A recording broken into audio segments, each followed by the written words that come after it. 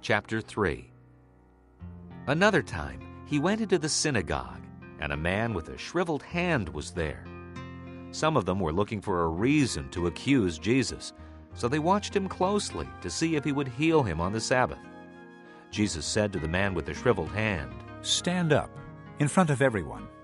Then Jesus asked them, "Which is lawful on the Sabbath, to do good or to do evil, to save life or to kill?" But they remained silent.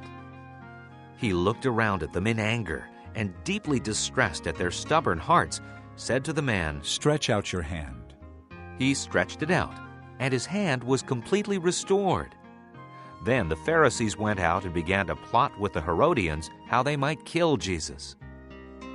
Jesus withdrew with his disciples to the lake, and a large crowd from Galilee followed. When they heard all he was doing, many people came to him from Judea, Jerusalem, Idumea, and the regions across the Jordan and around Tyre and Sidon.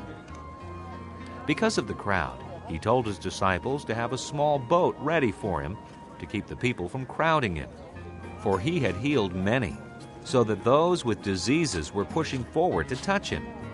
Whenever the evil spirits saw him, they fell down before him and cried out, "You are the Son of God!"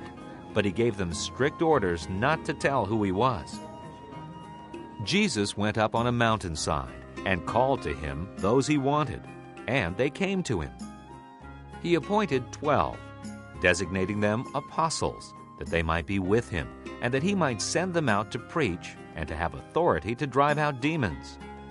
These are the 12 he appointed: Simon, to whom he gave the name Peter; James, son of Zebedee, and his brother John. To them he gave the name Boanerges, which means sons of thunder; Andrew, Philip, Bartholomew, Matthew, Thomas, James, son of Alphaeus, Thaddeus, Simon the Zealot, and Judas Iscariot, who betrayed him. Then Jesus entered a house, and again a crowd gathered, so that he and his disciples were not even able to eat. When his family heard about this, they went to take charge of him, for they said, "He is out of his mind." And the teachers of the law who came down from Jerusalem said, "He is possessed by Beelzebub. By the prince of demons, he is driving out demons." So Jesus called them and spoke to them in parables. How can Satan drive out Satan? If a kingdom is divided against itself, that kingdom cannot stand. If a house is divided against itself, that house cannot stand. And if Satan opposes himself and is divided, he cannot stand. His end has come. In fact, no one can enter a strong man's house and carry off his possessions unless he first ties up the strong man. Then he can rob his house. I tell you the truth. All the sins and blasphemies of men will be forgiven them. But whoever blasphemes against the Holy Spirit will never be forgiven. He is guilty of an eternal sin.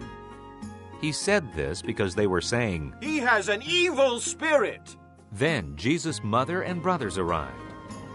Standing outside, they sent someone in to call him.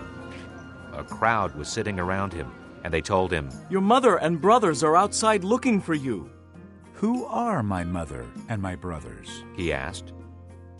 Then he looked at those seated in a circle around him and said, Here are my mother and my brothers.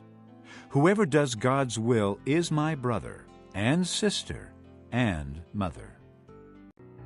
Chapter 3. Another time he went into the synagogue,